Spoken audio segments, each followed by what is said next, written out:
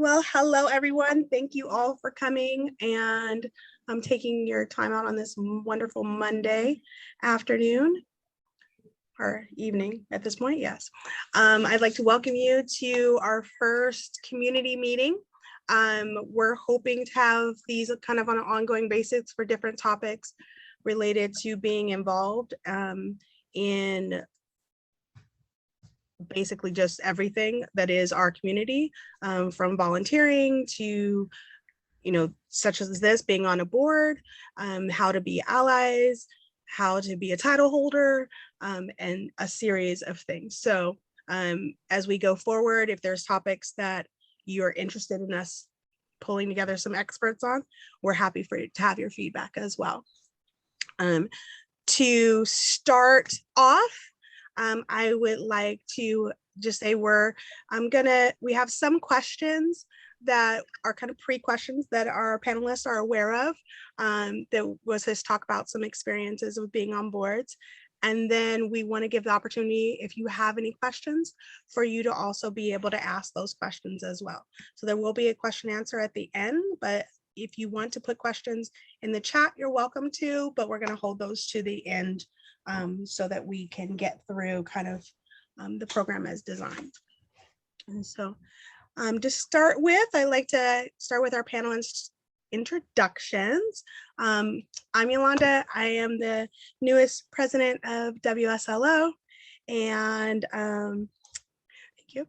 I'm also president of the Onyx Pearls chapter here, the Seattle Pacific Northwest chapter. I'm also a member of SGOLO happily, and yeah, I do. I also help produce the Pleasure Hole parties, which are a POC only play party that's every other month. And I think there's one more thing, but that's enough. Enough things. So I'm happy to be here and being able to do this with you all. And let's see, I'm just going to go around my square here. Debit, would you like to introduce yourself, please? Hi, my name is Debit. My pronouns are he, him. I have been in the leather community in and out, in pup community, say probably the last almost 10 years. Priorly, I've been on the board of CPAW, the Seattle Pups and Handlers. I was also on organizing treasurer for Pride Lives, which was a Seattle-based LGBTQ suicide and prevention nonprofit. I've done work with the sisters, and I'm currently working with the Imperial Court of Seattle, past preps. And I'm very happy to be here, and thank you, Yolanda and WSLO, for putting this on. Thank you very much. Nightcat, please introduce yourself. Hi everyone, I'm Nightcat. I've been around the leather community for longer than I can remember at this point. I was on the board of the Seattle Pups and Handlers for about 6 years, on and off. During that time, I held the role of president, ambassador, PR, and director at large, but I kind of had my fingers in just about everything with that board for many years. I also helped out with Pride Lives. I was the ambassador and then also vice president of that organization. I was also Seattle Leather Daddy 2018. So I've been around the community for a little bit. Thank you very much for having me here as well. Thank you very much. And Sir Damien. Hey everyone. I'm Sir Damien, he, him pronouns. I've been in the leather community since 2012. I am active on quite a few boards. I am vice president of Onyx Northwest. I serve on the board of the National Coalition for Sexual Freedom. I'm associate producer and technical director of International Miss Leather, International Miss Boot Black contest and weekend. And I also serve on the board of POCL. And I've done each of those for some number of years. And while not on the board, I just joined the education committee of Seattle Leather Service Corps. And I think that's all my community service. I think that's a good number. Great. And Jason. Good evening, everyone. I am Jason Houston, he, him pronouns. I've been in the leather community here since I moved to Seattle in 2011 now. So I'm the board chair of Pier Washington, the president of Seattle Leather Service Corps, and also the vice president of WSLO. So I just want to say thank you, Yolanda, for putting this together, and I'm glad we got such a great turnout. Thank you. Yes, Kelly. Hi, I'm Kelly Chance, she, her pronouns. I'm on the board of Evergreen Leather Events, which is the producer of Leather Rain. And I have past served as the we don't call him president, we call it director for Evergreen Leather Events. And I also was involved in founding it. I was Northwest Master 2017, so I have that experience, and I've served on other local boards, you know, for clubs and stuff like that. But that's much more ancient history. So that's me. Thank you. And Miss Stormy, thank you for joining us. Hi, everybody, and thank you for inviting me. I'm Miss Stormy, she, her pronouns. I am the current president of Oregon State Leather Contest, formerly known as Blackout Leather Productions. I'm sorry if you hear my dog in the background. She's currently whining. Sorry. Luna, go sit down. I have been on the board of Bad Girls. I've been on the board of Portland Leather Alliance, PDX Paw for several years, Portland Girls of Leather, Oregon Leather Pride, of course, Blackout Leather Productions, and now Oregon State Leather Contest. And I am Miss Oregon State Leather 2013.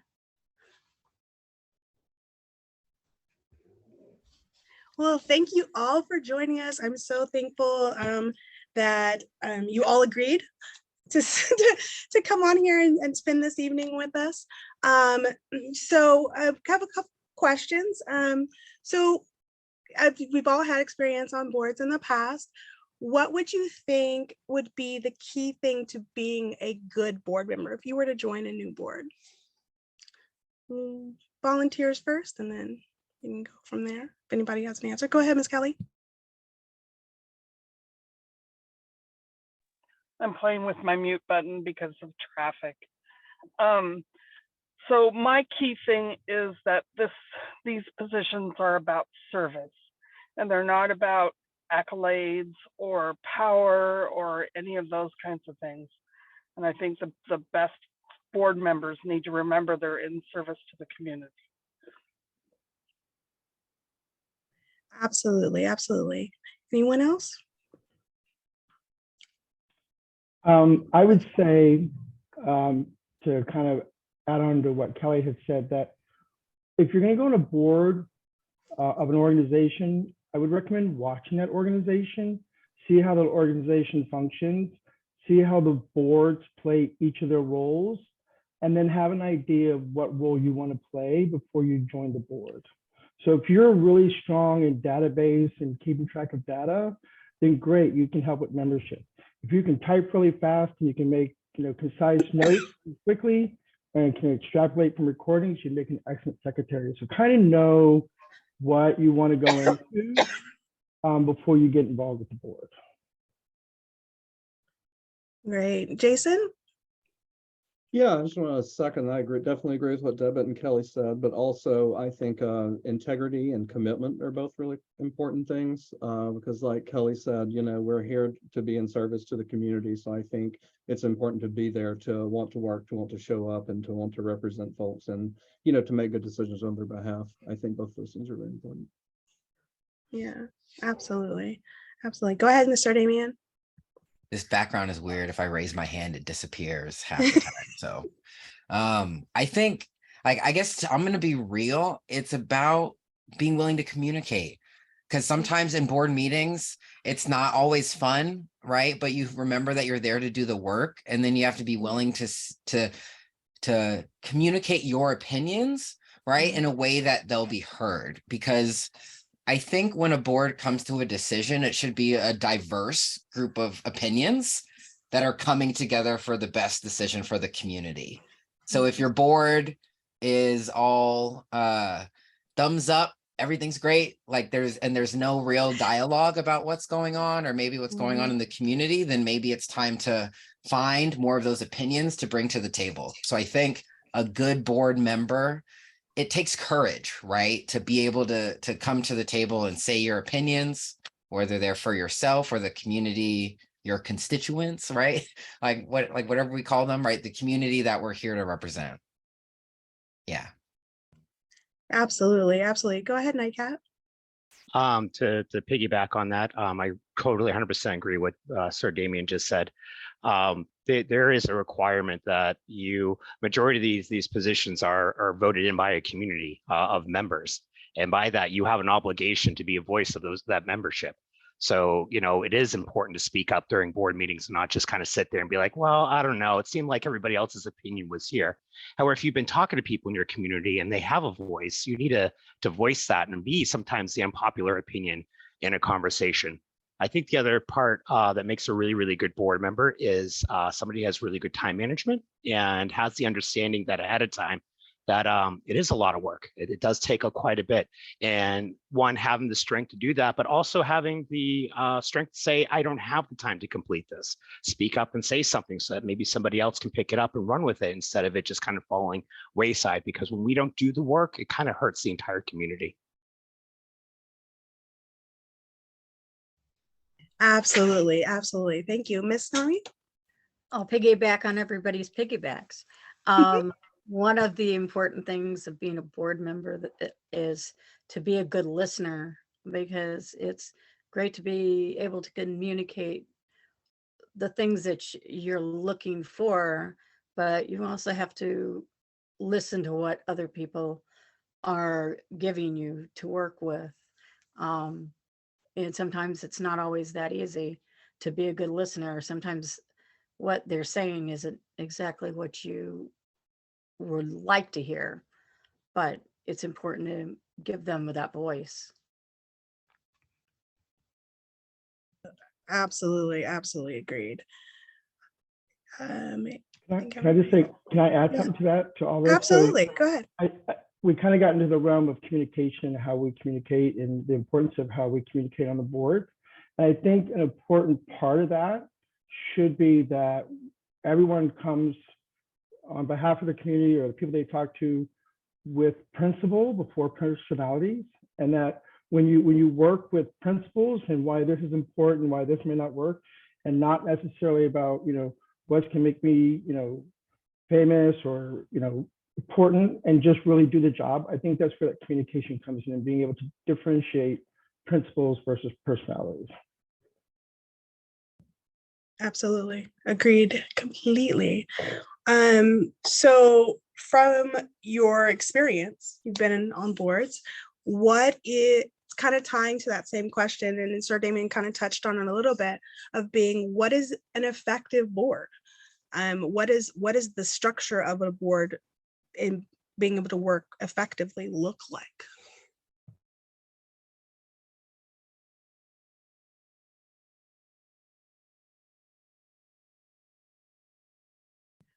Go ahead, Jason. Yeah, this calls back something that has already been said. I think being accountable to the community is perhaps the most important thing, and making sure you hear those voices and make sure you hear diverse voices as well. That's work that we've all, I think, been doing in the last few years, or attempting to do anyway. And I think that in terms of effectiveness, especially if it's a member-based organization, it needs to be serving those members. It needs to be providing things to them that make their views or make their votes for people in executive positions or on board positions worthwhile. Yeah. is there a structural piece that is more important, or is that communication and that commitment the most important?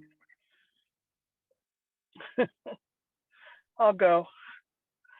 I agree with what Jason said just now. I also think that doing the tasks, that you're supposed to get done in between meetings or whatever, meeting the deadlines is really important. And this also goes back to something that was said in the first question.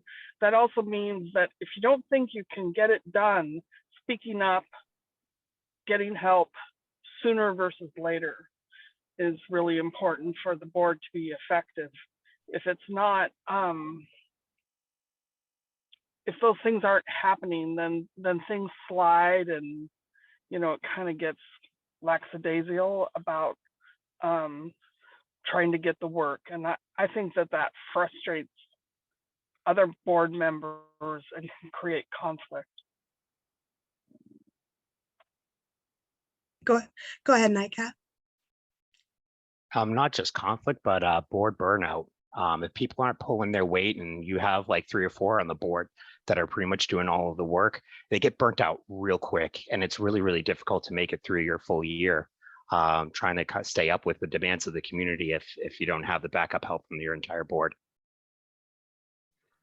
Absolutely. Miss Stormy, you had your hand up? Basically, it was sort of what Nightcat said was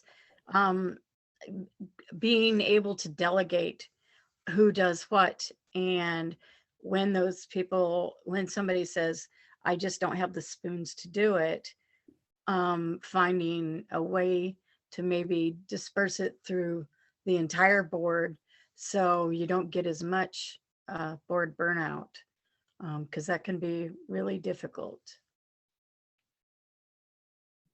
Definitely that. So go ahead, Debit. I was just going to say that I think, there are many ways to have an effective board. There are many small, tiny components that make up that foundation that is a good foundation, an okay foundation, or a really rocky foundation. And I know that, we're small nonprofits and we're really focused on the community. So there's a balance between running, being a resource for the community, a space for the community, but there's also a business aspect to it. And I'm a business person, and I recognize and I have empathy to look at the social aspect, but at the nuts and bolts of it, for me, you're running a business, and people have to understand this is a business. If you have money coming in and you have money going out, that's a business. If you have no money coming in but you still have money going out, that's a business. I think understanding that there's a cohesiveness between the two, and that some people are going to fall on this side with the social gathering and some people are going to fall on the business side. How do you recognize that in your board? And then how do you make all that work through effective communication and finding out what you like? So you have to kind of take the holistic view, and all the little tiny components that build that up is really what makes an effective board. And those foundations are trust, transparency, communication, and openness to where we're at. And I will tell you, as someone who's been on multiple boards, I have not been perfect in all of those at one time, or all the time. So I think those are important. Absolutely. All right. So once you're on this effective board and everything is, go ahead. Yeah, sir. Sure. I'm sorry. Thank you. It's okay. It's hard. The hand is bad. I need to just use the raise hand function instead of this like disappearing hand trick I'm dealing with. But I was going to get technical. I was going to say have bylaws. Have bylaws so you know what you're being held to.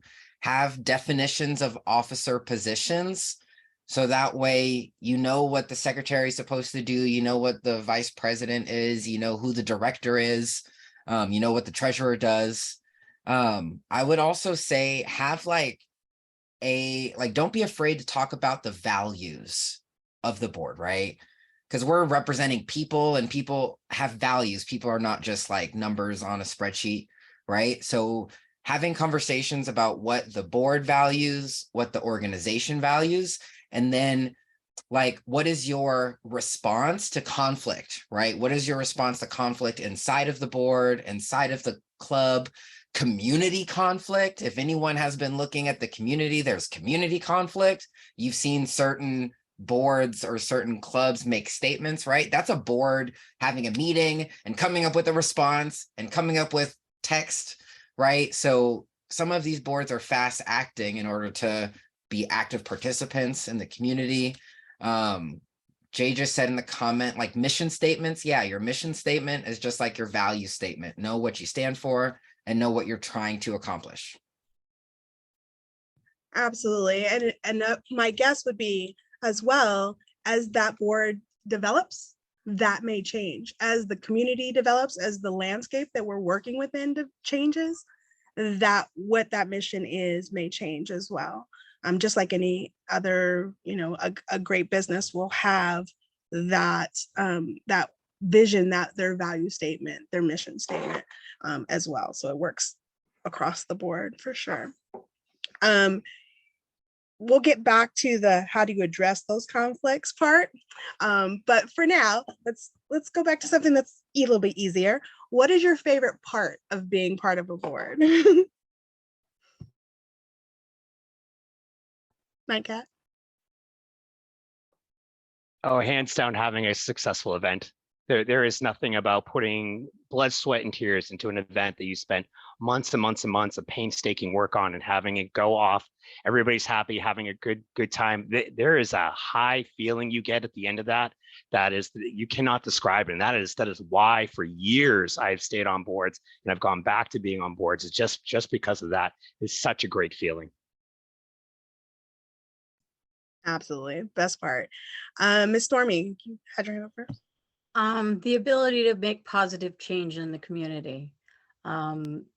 We're all doing service to the community, and whether it be putting on events or just doing outreach, that ability to create a positive change and be able to see it happen within a community is really wonderful.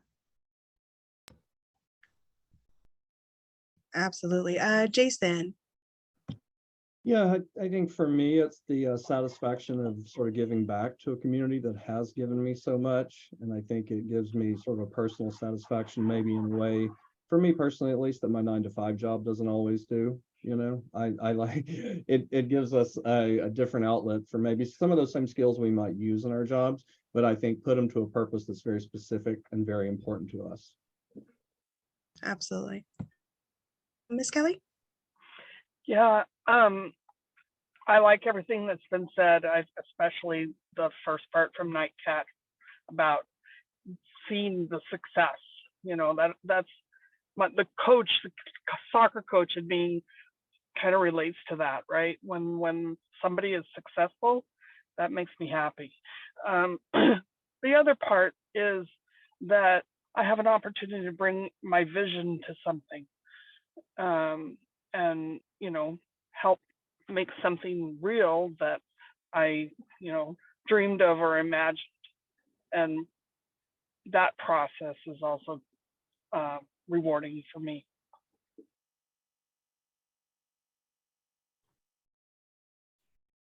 Go ahead, Debit. I would say that it's all those things, but of those things, I think the social networking, the getting to meet new people from different backgrounds and different experiences, that, as you go along in your time on a board, you kind of start looking for people who are outside your organization that can come in and help you. And you do that by showing up to their events and communicating. And I think that exchange and building that kind of relationships in the community is important. And I think that that's, probably my favorite part, but so is everything else. Absolutely. Absolutely. Sir Damien, you have a favorite part? I think what everyone said, but my thing is being able to create space for marginalized people, right? Like being able to say, like, actually, we're going to change our policies to be better for people that don't normally have a a seat at the table, right? Like that's awesome. I'm an introvert, so for me it's hard, but like I like seeing the benefits, right? Like that feels good to help my communities, and not even just my communities, other communities that I'm not even necessarily a part of, right? It's just I love that. Yeah. Oh yeah, I love that. I completely agree. That's my favorite. My favorite part is just helping other people. Just because I'm here, I'm gonna say helping other people see their dreams fulfilled, so that being able to be in a position where I can say, you have this great idea and let me help you make it happen. That's the best feeling ever for me. So I'm just gonna slide into that question myself. So what's your least favorite part? Because this is not all roses and butterflies.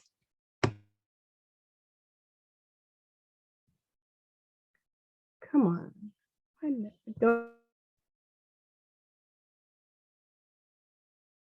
I would have to say dealing with conflict is my least favorite, but it is something that does happen quite a bit. Topics will come up, situations will come up that will make you question your own beliefs, really make you soul search really, really deep into different topics and try to figure out what's right and what's wrong. There's a lot of research that has to go into it as well. So usually good things do come out of it, but the beginning aspect of conflict is just always very difficult, and it does create a lot of stress and a lot of work on your part and on the board's part as well, trying to figure out how we're going to respond to a situation or talk to an individual and come up with the right solution that's best for everybody. Yeah, conflict is hard for some. Jason? Yeah, I would say maintaining work-life balance is probably, or, trying to find that, personal time when I can just relax, because, being a part of 3 boards now, which is maybe slightly overkill, but, we're getting there, we're working on it. And yeah, also I think that that managing conflicts, like Nightcat said, especially the no's or ayes, the ones you have no control over, because I find that we don't have a conflict like within our board a lot, but trying to navigate a lot of complex relationships in the community, that can be difficult sometimes. Absolutely. Miss Kelly? Yeah, conflict would have been on my list too. And I also thought about it when we were talking about characteristics of board members, being able to stand in a conflict and get the information that you need and not turn away from it and avoid it. That's important. The other thing I would say, this is just my, since I'm in an organization that I was involved in founding, trying to get all the paperwork, the, policies and procedures and job descriptions, and organizing that is not the kind of work I like to do. So that's one that I think we avoided for as long as we could, because I don't think any of us wanted to do. We had bylaws from day one. You need those to incorporate, but getting all that other stuff together has kind of been a process of maturing of the organization. Absolutely. Absolutely.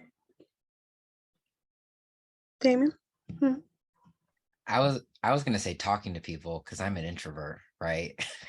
Like right? Like you have to and also to make that more relative to like other people where that's not a problem, it's being outside of your comfort shell, right? Like being on the board, like being in leadership is like being outside of your comfort shell for a lot of people, right? So just kind of like taking the leap is almost like a negative thing, but once you do it, I found it really worth it.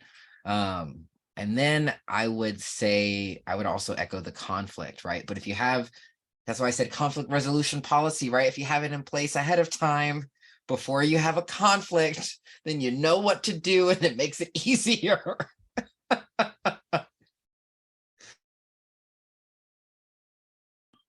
Real.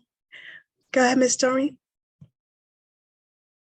Well, I can honestly say that I've been around a lot of conflict, so um, that is probably the hardest. But also making sure that it's not that I dislike it, I like it, but wanting to make sure that we're listening to all of the voices and not just some of the voices. And sometimes board members can say, well, I only want it this way. I only want it that way. And they tend to sometimes get personal bias. That's really difficult when somebody has a personal bias against something else. And it's something you have to work on and be able to listen, learn, and grow. Absolutely, absolutely. Debit? So I think the thing that I dislike the most, I shouldn't say, it's not my favorite part. And that is that with that conflict, now comes my day at my job, having to deal with the reaction of an organization to whatever's going on inside or outside during the day. And that, for some people, for some boards, is a time suck. And, Nightcat had mentioned earlier about, what is your time allotment? How much can you invest?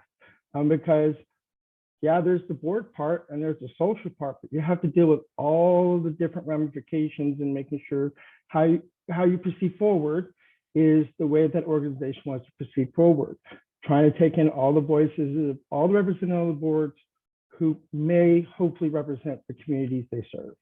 And that can be time consuming and that can be very stressful at times because you're doing it for free. And it's like, you have to balance that. You have to be able to step out and go, I can't do this. And that's not my favorite part at all. I don't like that part at all. Understood. Yes, absolutely. I think Sir Damien had a great solution to my next question, which was, what is the best way to handle conflict within the board? And that would be to have a process for that that's already in place before you get there. But one of our community members had added a question that I'm going to interject here. We have organizations that have goals that don't necessarily align with other organizations or goals or morals of those other organizations, and we're in the same community. So how do we handle that within the board, or in terms of working with other organizations within our own community that don't align with what our mission is? I think, oh yeah, okay. So this one, it's time to have the talk, right? Like at that point, you have a board meeting, right? So it depends on if it is something that is like external happening and you're responding to something that like you see a different organization do versus like something that your organization might be a part of that other people are coming to you with new information. I think it means having a conversation with the board that's like, what are those values? If you have your mission and your value statement written out, you could say, hey, did we do something that violated our own values? Like, is it our bad? And if it's our bad, we have to say so. I think like owning, like accountability. Yes, accountability when we mess up is a part of being human. And then also because being on a board is a platform to affect change, when another group is not acting within the greater morals of our community, whatever that means, it's up to that. It's an obligation to speak up, right? Because we have a voice, we have to use it. And it's better for our constituents, right? It's better for our communities if we do those things. Absolutely. Go ahead, Nightcat. Jason has his hand up first. I'll go next. Oh, sorry. Go ahead, Jason. That's all right.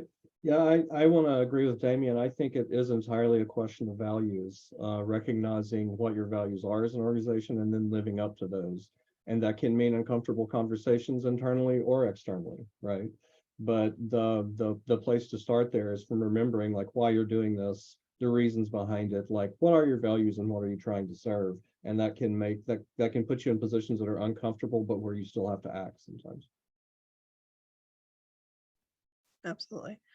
Nightcat, go ahead. It kind of takes I think the important part is to take a step back and take a look at what the situation is between the two organizations. It is very important that we don't get into the mindset of, well, we've always done it this way. That doesn't allow progression, doesn't allow change to happen. So have an open mind as to what is being said and the ability to take some time and maybe some research into it. But then on the opposite side of things, also have the time to do some education as well. Help out that other organization, because sometimes it may be, we have tools that the other organization may not have. We may have different people in our organization that have different voices that we've learned, different ways of doing things that other organizations don't have that. So taking that time and really trying to build that bridge between, and sometimes you don't actually able to build the bridge, but find the common ground. How can we still exist together? So I think there's a kind of like a bigger, it really depends on the situation, but there's a lot of things we can do as individuals and as our organizations to try to keep the community still moving together and together in that situation.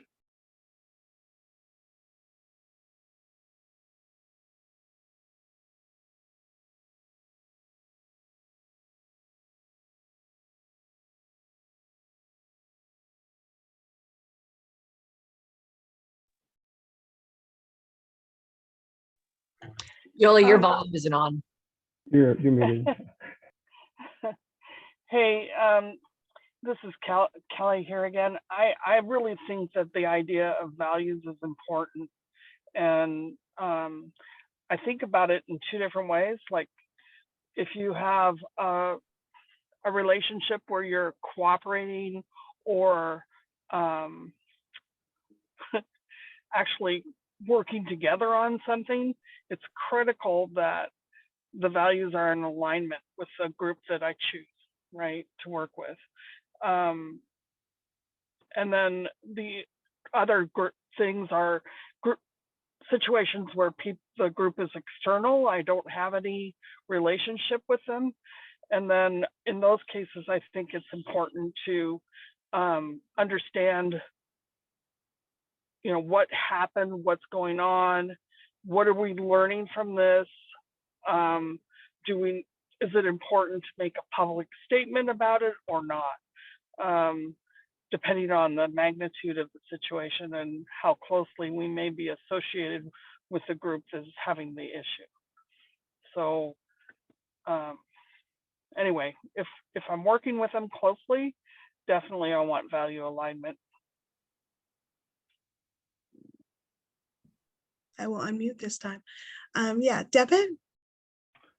Yeah, you know what? I'm just gonna, I had it in my head and I'm just, I'm gonna let that one go. Perfect. And that is part of it too. So maybe this might spark a thing. We are being more and more impacted in when we speak or don't speak based on things that are on social media more than ever before. So how do you suggest that board members navigate through social media platforms? May I? So I think that is very important. I think that has been something that has continued to be and should be at the forefront of any nonprofit or any board and its members. Social media is your presence out in that community. And so that is reflective of your personality in the actual community. And what you say on your private page and things you say, you are representative of that organization as a board member. From a business standpoint, you have a fiduciary responsibility to the corporation and its members to always step with the best face forward. Always. You're on a board. If you think you had a target when you're a title holder, you're a bigger target when you're on the board. And that's just the reality of it. And so everything you do and say is going to be looked at under a microscope. And how you respond to that publicly and what that looks like is huge.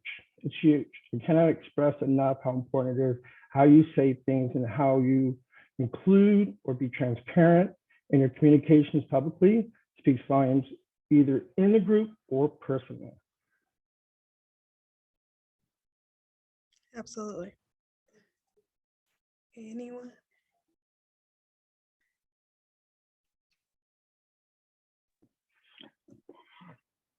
Go ahead, Kelly. I'll go. One of the things that I always end up having to assess is what things do I want to give oxygen to? Sometimes in the world of social media, something may be said about, you know, the organization as a whole or individuals on the board or whatever that is blatantly false. And, you know, when that happens, it's kind of like, do I respond to this because I want to give, you know, my side of it, versus do I leave it just lay and people who are more familiar with what we do knows it's not true and just leave it alone and not give it the oxygen. So there are definitely times that response is important, and I think it's important for the response to be considered by the board and not individuals on the board. So that, you know, if we're representing our organization, we're actually responding as an organization and not as an individual.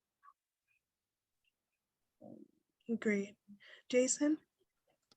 Yeah, and this kind of goes along with what Kelly said. I think it's important not to act rashly. And sometimes that may mean taking a statement about something to the board and discussing it versus just, you know, responding rashly or impulsively because, you know, sometimes we all have seen where that can go, right? And I think it's also important to have a consistent voice. Like we have a committee that manages web and social media. So I think it's good when there's like a consistency of posts and also kind of consistency of content. I think that helps both reinforce a display of your values and also just makes it clear to people, you know, they know where to find you, they know what to expect, what's going to happen. Yes. I Sir Damien? think sometimes humility is also necessary, right? Because remember, we're elected people, right? We serve a term because people said, hey, you seem like you could do this job for like some amount of time. And when that time's over, someone else will have the job. So I think it's like, we're not perfect. We're just here for a short time. So having the humility when we stick our foot in our mouth or foot up our butt, whatever the phrase is, right? When we mess up, we need to be able to have the humility to own that. And then like, yeah, it's a part of the accountability thing.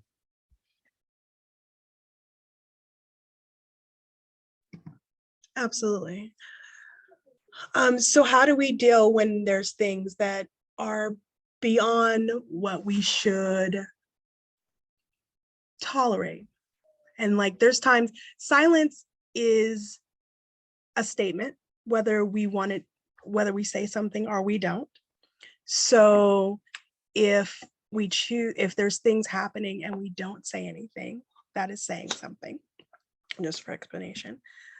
So what happens when there are things that we've seen or things that have been said about our organization and we aren't saying anything? And it's against our values. What's the call to action to do something?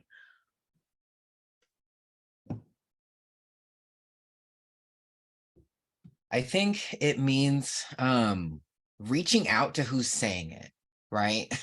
Like I think figuring out what they're talking about and not just like just getting clarity, right? Because then sometimes these things can be resolved in a conversation, right? So you understand where they're coming from and where the organization went wrong. Because if you don't understand where you make a mistake, it's hard to like correct that mistake. Sometimes it's just a simple misunderstanding and it's like actually legitimately you meant something totally different and then it's a wash and everything can be good if you just are willing to talk to whoever, whatever group is saying the thing about you. That because again, it's not personal, like they're not attacking you. It's like the group has done something, right?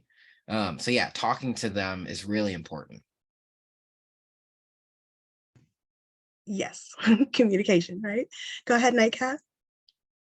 CPAW used to do a survey every year from its community and membership just to get kind of a feedback.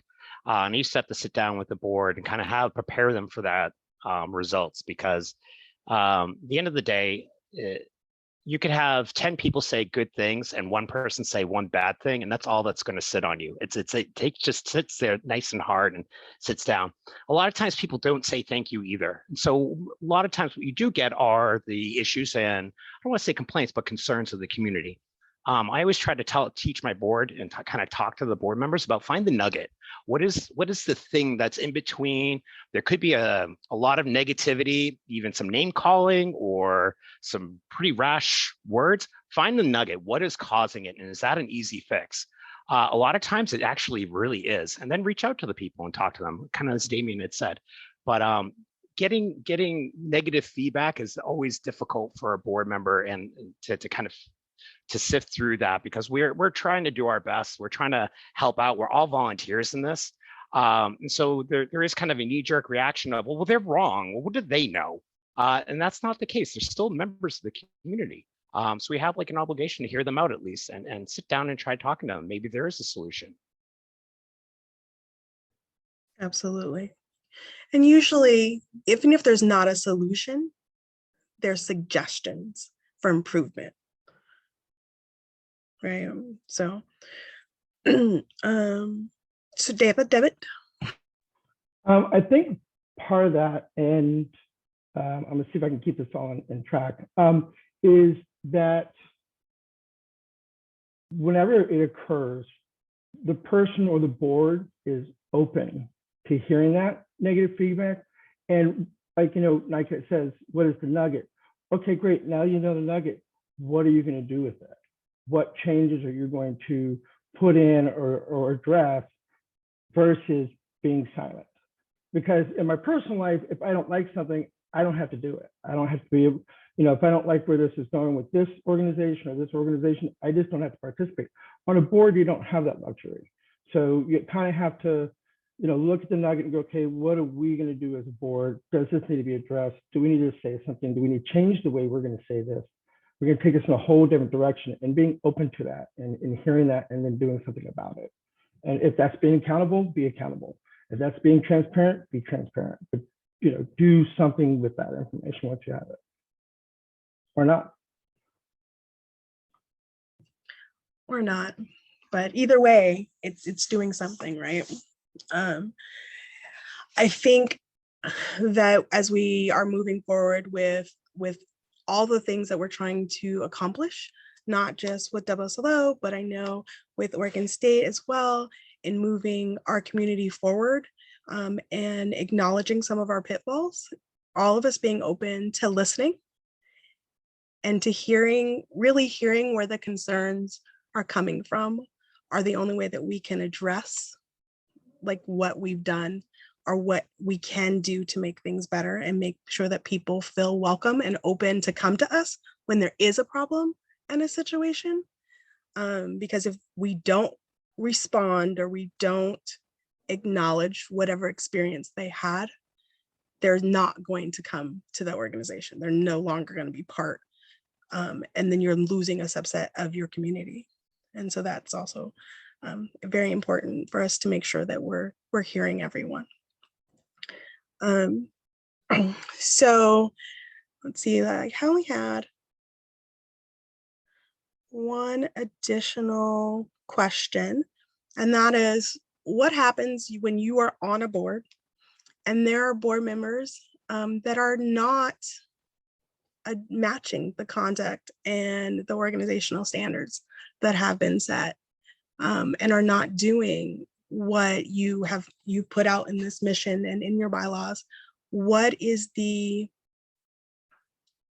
what is the way to deal with that? What happens?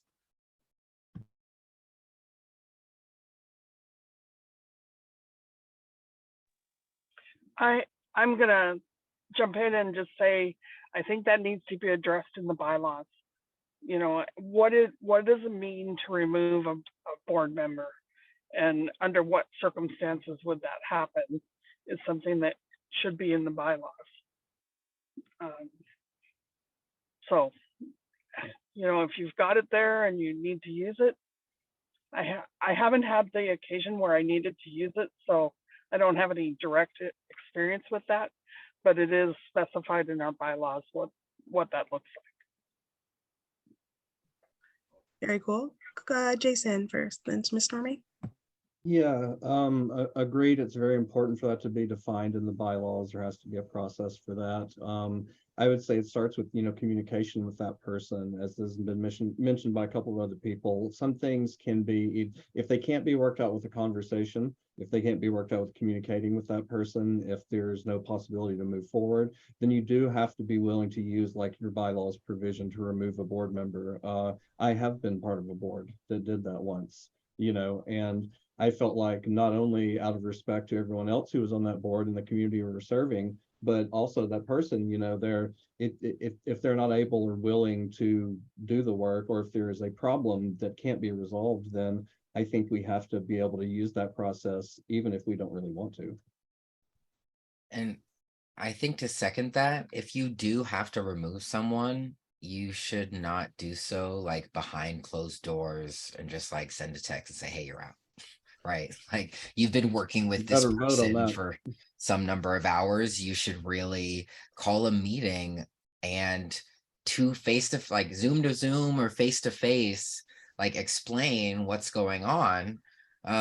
So that way it's like, it's a matter of respecting the person because they did serve the board, right? Before whatever incident happened, they did provide their service. So you also want to, like, again, take accountability for what you're doing when you remove them and have a meeting to do that, not just like say goodbye to someone nonchalantly. Right. Miss Stormy? I think they covered everything I was gonna say, actually. One of the things that has come up a lot of times in boards is conflict of interest. And it's important to have that in your bylaws, because there are times that there could be a conflict of interest and the board needs to get together with that person and decide what that looks like and how it's going to continue or not continue. Yeah, absolutely. Nightcat? I agree with most of what's been said today. The only key there that I just have to be careful with is I've seen on some boards in the past where they've wanted to remove somebody just because they don't get along with the rest of the board. And really depending on what organization you're in, if you're appointed, that's a little different story. However, if that member is put into place by the membership, you better have a really, really good reason to remove a board member. And then also be very transparent with your community as to why you remove that person as well. You don't have to go into the great details of it because people are allowed to some sort of privacy. However, you do have that obligation. So I just want to be a little cautious there on some of that. A lot of those personal conflicts can be resolved with some coaching. Yes, Debit? Unfortunately, if you're at a point where you're ready to remove someone from the board, then you've either gone from 0 to 60 because it's, you know, awful, or it's been things over time. And I think that if you get to the point where you have to remove someone from the board, if, you know, it's just be transparent and don't do it behind closed doors. But don't also be hasty, like have the conversation first, get the person's story, get all the information and hear them out. And if there's a nugget that you can work with, great. Be transparent outward to the community if you need to. You should, regardless of what's going on. But yeah, if you can't work it out, then again, I go back to the business principles. You're not working, we have to make this change. It's like being suspended from school. If you gotten to that point, well, you know, sorry, it's just the way it is, and you just are not melding, and it's not working. Yeah, absolutely. So one of the comments that was placed at some point in the chat recently is and it was kind of brought up is the term limits, that we're only here for a term and only here for a season. What would you say those term and limits should be if an organization was setting up bylaws?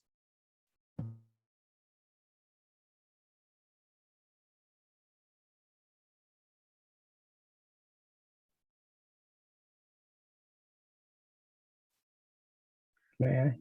Yes, please. So I used to be the school of offsetting years of 3 or 4 and 5, you know, and doing 2-year terms. And, you know, in a great large organization, fantastic. In a small organization where you may just be starting with 16 people, the best way to do it, or kind of scripted it out, is everyone has a 13-month term. The first month is the current board teaching the new board all of their roles, and then they do their 12 months, and on their 13th month, they all do a training of the rules, and each year you get a whole new board. And it allows the flexibility and influx of people to come to the community and be part of it, and you have 1 year. But that does take some cohesiveness with the members to keep that going, because they're ultimately going to be the drivers of that. So it becomes more community and not so much board. Does that make sense? Absolutely, absolutely. Jason? It can, of course, depend on the organization, I think, but I think 1 to 2 years is usually a good one. Of course, a person can always have an option to run again, or, you know, and you can define some maximum if you'd like that as well, if you really think turnover is important. But yeah, I find kind of bringing that back either to, if that's a board's decision for executives or whatever, or if that is a community voting on members, you know, representing a board, I think something like 1 to 2 years is pretty good. Damien, Sir Damien? So we do annual elections, but we do half the board. So every year, half the board, like it's a 2-year term for every position, and every year half the board switches. So you do continuously get new people, but you also get like people that kind of understood what was going on. So they can kind of have some type of continuity, but it also being very clear that all the board members are equal, right, in those positions based on the officer roles.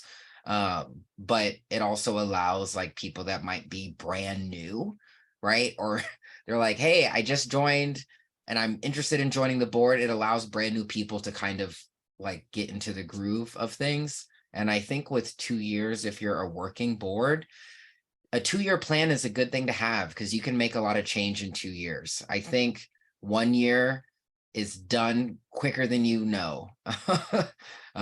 2 years is like, feels like a good bit of time to do some good work. Absolutely. Yeah, I've mostly also experienced the 2-year rotation of half the board on, half the board off, odd years, even years, just to keep the influx of new ideas and, you know, not that board complacency, as well as the board burnout, then encouraging more people to come in. Anyone else want to respond to that? Oh, go ahead. Nightcat. I want to thank everybody that's putting the comments into the chat. I really appreciate some of the feedback, and I'm seeing a lot of people in here responding that they like that that 2-year kind of rotation thing that kind of like CPA does. To be honest, though, historically, it hasn't worked out the best. Most board members of the Seattle Pups and Handlers only make it for about 1.5 years before they officially hit that burnout. It's usually their second term towards like summertime that they're like, I'm kind of done with this. And we do. It's very, out of 10 years, I'd say we've probably got about 15 or 20 total board members that have made it the full 2-year term. So there is a lot of burnout that still happens. However, usually majority of that board is staying over to at least get that next board up and running and get those new people kind of situated. So it does work to an extent, but it's not 100% successful. Challenges all around. Go ahead, Miss Stormy. Well, my hope is I'll only be here for 2 years doing this. I was in retirement, but here I am again.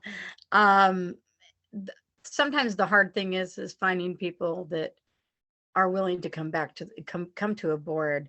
Some of our groups have had problems with having enough people.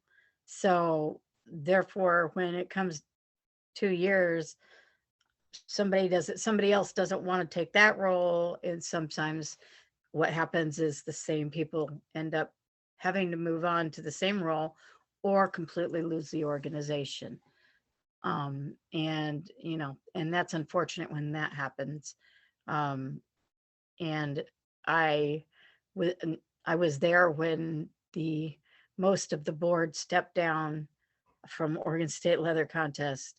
And thankfully I had been on the board for so many years that I knew a lot of background about how the organization works. So, like I said, here I am again. So, but hopefully I'll have an opportunity to have new board members that are going to up and come, and I can retire again in 2 years and go back to fun kink stuff.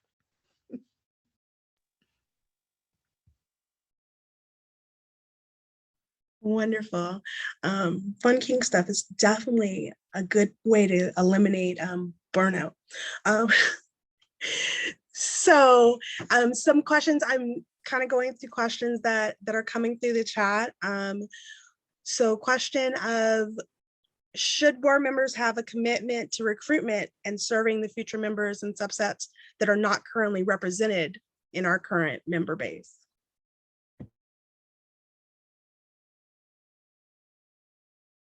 Yes. Yes. Yes. Just yes. Across the Yes, board. but it's a lot of work. It requires Yeah. getting, you know, your board, and again, it goes back into that education and training. As you get new board members, trying to get them all onto the same page and moving forward, and figuring out ways to how do you do that. And sometimes you're a board of all cis white males, and so it's very, very difficult to navigate those waters. So yes, it should always be the goal. It's just not always the easiest thing to do, but sometimes that's the reward there, is that you don't want to just hand it to you. Work does go into it. So yeah, I don't want to just say yes, because yeah, the answer is definitely yes, but there's a lot of work that goes into it, and it's definitely worth it. But that is something you have to understand as joining a board, is that amount of work that is required of you. So I would say if you're a board of all cis white men, you should reconsider your board makeup. It might be like controversial or whatever, but our community, like, look at this panel, right? This panel of board members is not all cis white men, right? Your board shouldn't be that. So if you see that your board is that, and your new elections are coming up, and you look at your members and your members are all that, go back to your values, right? I also think if you don't know what to do, hire a facilitator. Like, there are so many community people that are professionals.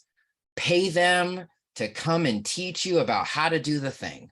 Whatever the thing is, there is somebody, likely a marginalized person, using their labor and trying to get paid for it, right? Hire them to help you. Because if you're trying to represent your constituents, unless your constituents are only cis white men,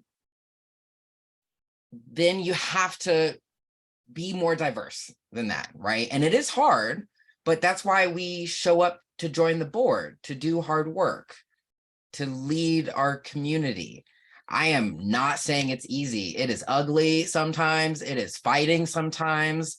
I've been on boards where we had to bring in a facilitator just to get the board to work together again. Forget about learning, just like, hey, come together and let's learn how to be a team, right? So it is hard work. It's something you can't shy away from, though. If you want to be on a board, it is about doing work, not just sitting and having a fancy title or job. Yes. Jason? Yeah, I want to second that board training for these things can be very helpful, especially if you're bringing on new people or if there are people who are, unfamiliar with being on the board before, even welcome packet stuff like how Robert's rules work, that kind of stuff can help you. But in terms of kind of expanding and meeting new people, I mean, meet people where they are, go to other groups events and invite them to yours. Things like the community social that we've done, the monthly one, has been enormously helpful for me in terms of meeting people that I wouldn't always have met, or making those sort of connections where we can find potentially new committee members, new board members, and try to represent a larger population than we have been.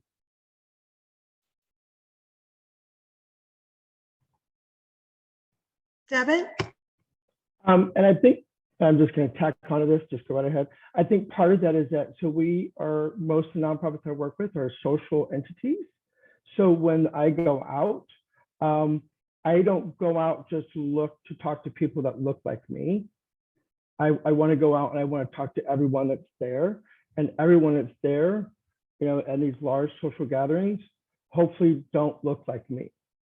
And so I can go up and talk to them and get to know who they are and invite them in. And then as I invite them in, I try to make sure, I advocate for them and hear them. It's not always easy when you're dealing with groups of people, but that's part of being a social club. You're a social club. And if you're going to be social out in the community, that means you're going to have to talk to a lot of people. We live in a very diverse world nowadays, and you have to be open to talk to people and be uncomfortable. And that's how you build your membership. Right? Most organizations nowadays, and forgive the phrasing, are kind of aging out. And so the representation of all those, long-term members, without having new members, building that organization and keep it going, that organization isn't going to exist. And the longevity of that organization is not going to be as long. And that's just the reality. So how do you approach that? By talking to the community members, by building your social club and being open to different types of people that don't look like me. And that's you have to work through biases and personal biases and past how you were raised and all that, but that's how you serve your community. I think that's important.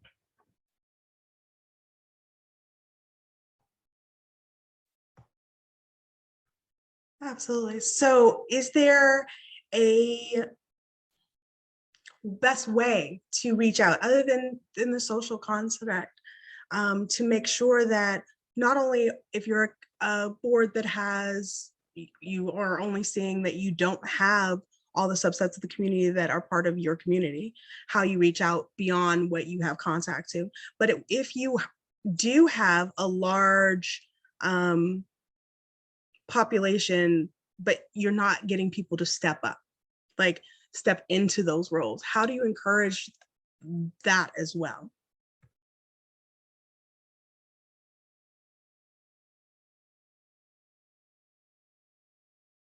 I think it might be checking in to see, are you serving the needs of your members, right? Is there like some reason why people have checked out?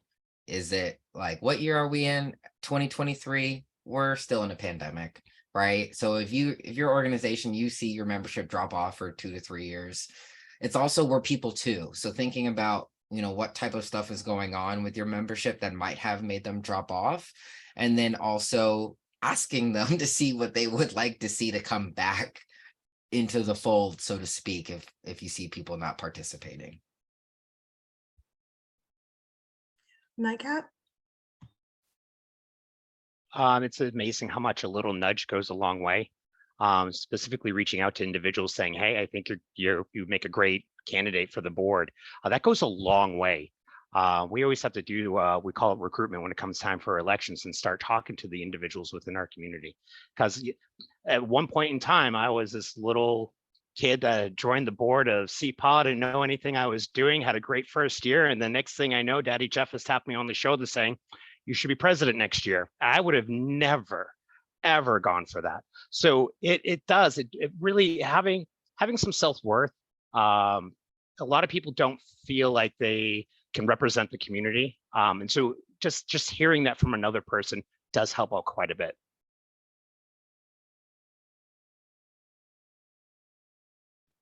Jason? Yeah, I think if you see someone, targeted recruitment's definitely really helpful. Because I know there's always kind of in the back of my head, and I can't turn this off. You know, I meet people and I think, wow, you know, they have some valuable skills, or there's something here that I could help them develop, or I think there's promise here. But yeah, I think that's very helpful. And it's also important to remember to, you know, seek out a, you know, variety of those kinds of people, look for talent in different places.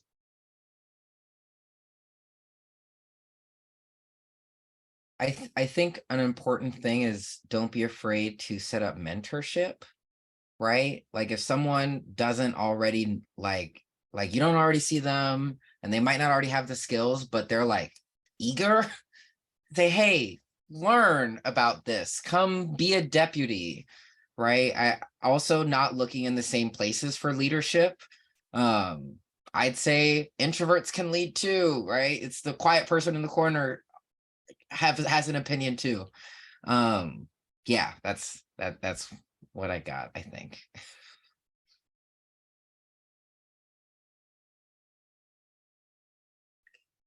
Do we have any other questions from anyone that's in our attendance right now that hasn't been answered, or that you have a specific question about one of our specific organizations?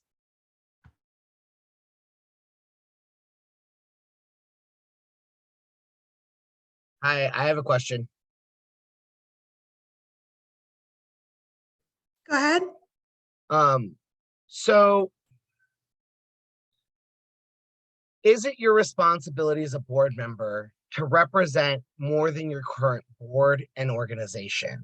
And what I mean by that is it your responsibility to do the labor to build more diverse community? And if so, how are you actively doing that? Great question. Does everyone understand the question? Yeah, okay, go ahead.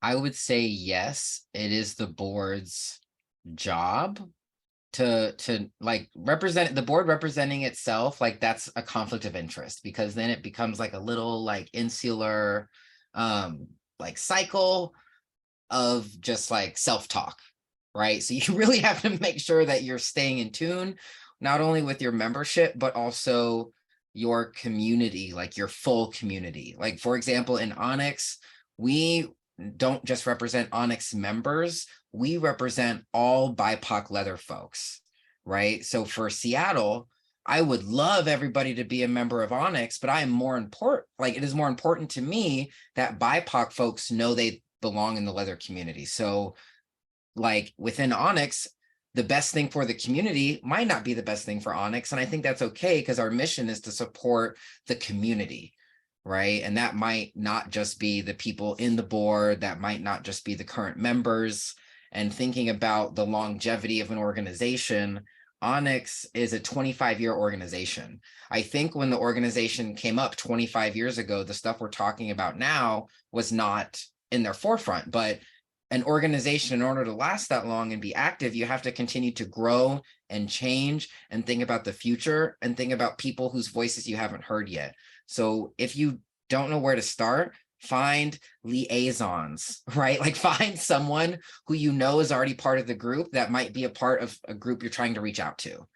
I will talk to IMSL BB, right? We have liaisons for different groups. We have an under 35 liaison. We have a BIPOC liaison. There's a boot black liaison because we need to do a better job with our boot blacks. There's a trans woman liaison because we need to do a better job supporting our trans community members at IMSL BB. So yeah, go outside yourself and acknowledge where you're falling short, right? So you can like find the people that can help. Yes, Jason? The short answer is yes, that is important. And I mean, how that focus and how those actions that happen, it depends on the nature of your club. Like for Seattle Leather Service Corps, where most of our focus has been on education, we are expanding the diversity of our topics and our presenters to more than just, you know, gay, cis, male related topics and presenters. We have an upcoming annual meeting, and our education committee is putting together, you know, demographic information about both our attendees and our presenters. So that will help us look for places where we're not serving the community, or for looking for those populations that are underserved and looking for resources that, hey, what would interest these people? What would interest, you know, any kind of person, right?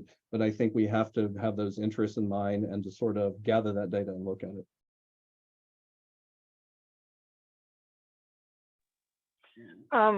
In my case, I think it's mostly about trying to do things to make the event accessible to people. And that comes in the form of scholarships and different ways we encourage people to come and join us at the event.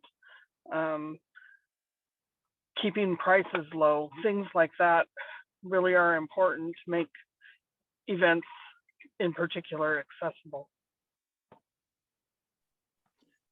Nightcat? I think it's very important on how you're communicating as well.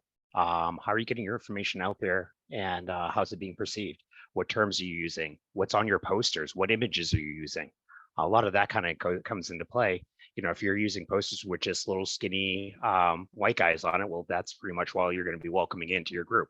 So a lot of that goes a long way as well. As how are you getting your information out there? It starts there. There's a lot more work that goes along with it. But if you're starting with your information getting out there being not as welcoming as it could be, you're not going to get those people at all.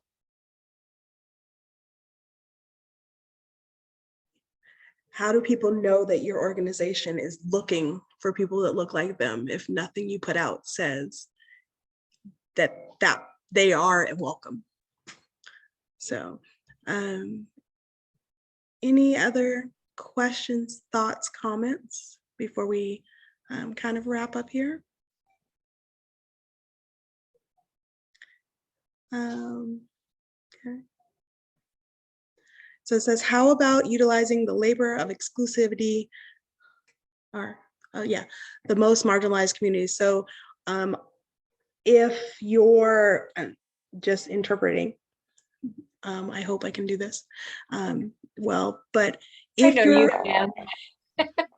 If your organization has found that part of scholarship requires doing the work and doing an extensive amount of labor in order to get to qualify for that scholarship piece, and then it ends up being that more marginalized people are the ones that have to do that work, are you really accessible? Because how much are they really enjoying the event or being part of the event, if that's a big part of that piece? Since I mentioned scholarships, we don't require any work for our scholarship recipients. And then we've also tailored our scholarship program so that if somebody is volunteering and wants to, say, attend the dinner, they can apply for a scholarship to add the dinner as a free option for attending.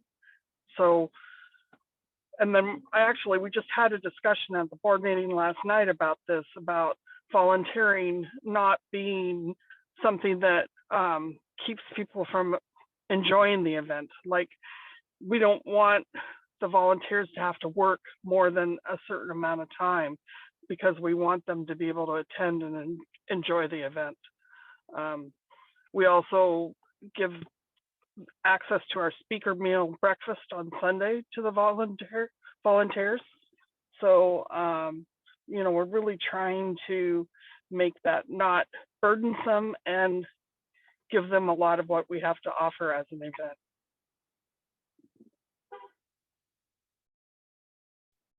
Sir Damien?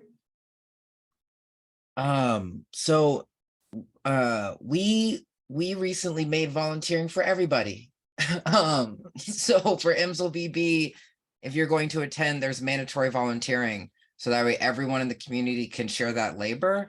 And then on top of that, we still have a discount volunteer option that's now less hours, right? So we legit did the math on the ticket price and we said like more than minimum wage, like equitable paying people for their labor and looking at straight up the ticket price of your event. Because having someone work like 18 hours for a 3-day weekend, that's a lot. That's a long time, right? So making it so people can still have fun and sharing the labor within your whole community is what IMSL did for 2023.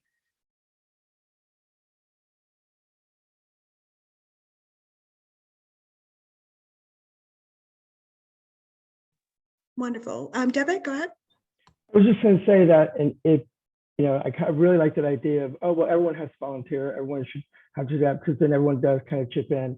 But I would say that if you are going to kind of approach this scholarship, it's hard to put labor on a dollar value when you're asking for a scholarship. So part of that really is meeting the recipient where they're at and seeing, hey, well, if I understand that you need this, but are you able to do maybe something that isn't physical labor or doesn't require you to be there for 10 hours. Me personally, I like to do 15 hours of work and not sleep because I'm having a good time, but not everyone can do that. So meet the person where they're at and see what, if anything, they can do with regards to volunteering. If not, then they don't have to. They can just have their scholarship.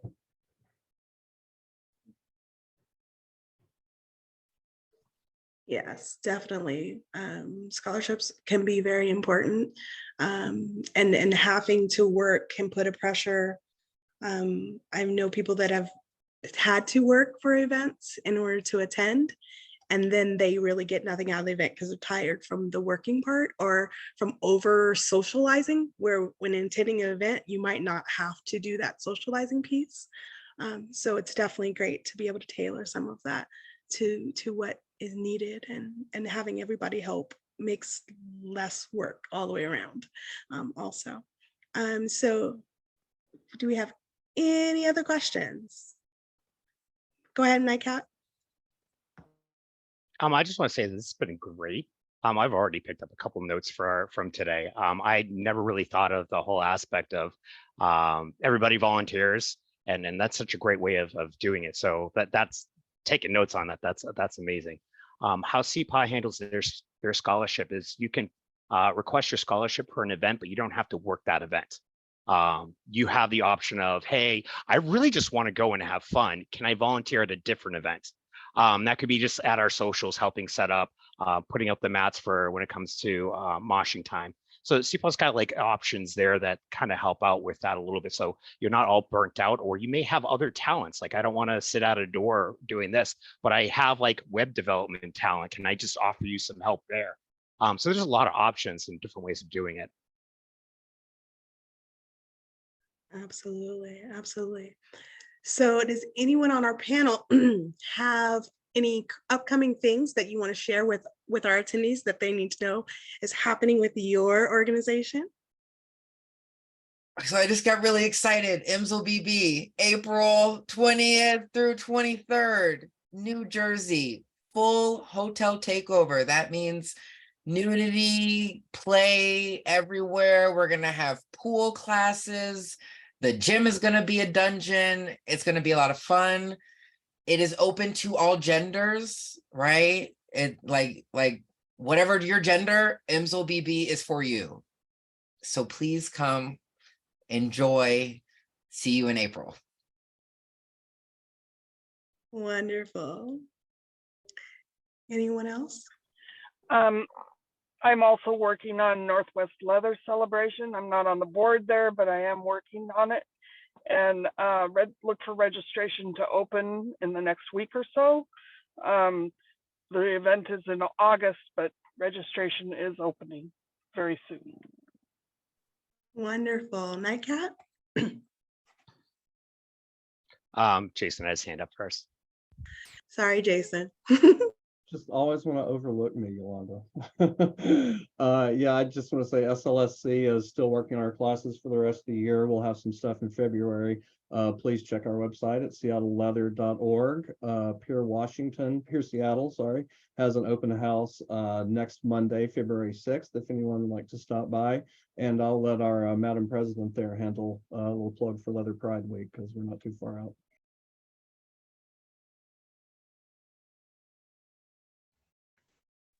Yes, Miss Stormy? We are in process of getting some trainings together to look at how we combat racism and how we interact in our communities, and that's going to be working with Washington State. So we're excited about that. And then we're going to be trying to get a whole lot of events done this year. So in the hopes of having a actual contest this coming August.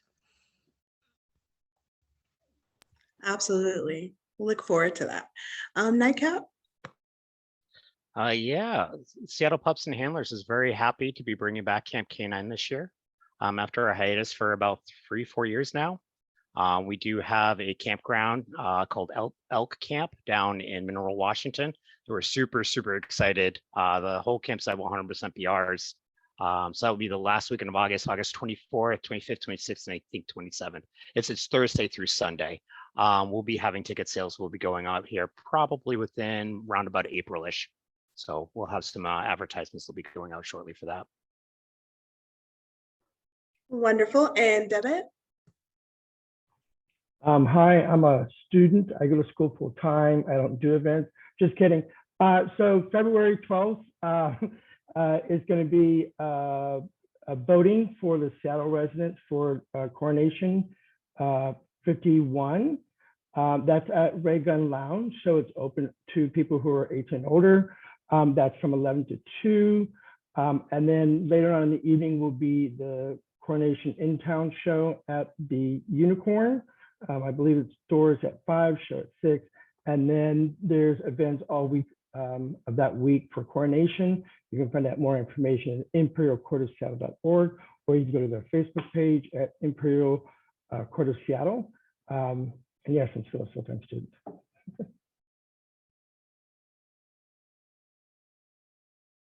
Wonderful. And yes, coming up, WSLO does have our contest in March coming up, our 40th contest celebration. So we have some wonderful things in store, and that will be the weekend of March 24th, 25th, 26th, as well as that will be also our 30th Leather Week. So there are going to be events throughout and around Seattle that week as well, on the top, in addition to the contest. We're also hoping to do another one of these community meetings in April, topic to come. But I definitely want to thank every one of you for coming and spending time with us. And it's been definitely wonderful to see all the different perspectives and experiences, and that we can all take stuff from this. So thank you to all of our panelists and to all of our attendees. And we're gonna send out a post on Facebook in the next coming days of an application. If you want to join the WSLO board, we are looking for members. So if you are interested and you've said, okay, I can do this, I can commit, then we are ready to have new voices and full representation of our community as a whole. We are a Washington State organization, so this is not a Seattle only deal. So anywhere across the state, we want everyone to be involved and part of our moving forward. So thank you all so very much. And we can also, there's multiple ways. We'll get it out there to get applications for joining our board. So yes, Debit. Anything else? Any last minutes? Thank you. Y'all are Let's just do the wonderful. hand clap. But thank you, Yolanda. Thank you very much. Thank you, very Yolanda. welcome. Thanks, everyone. Thank you all.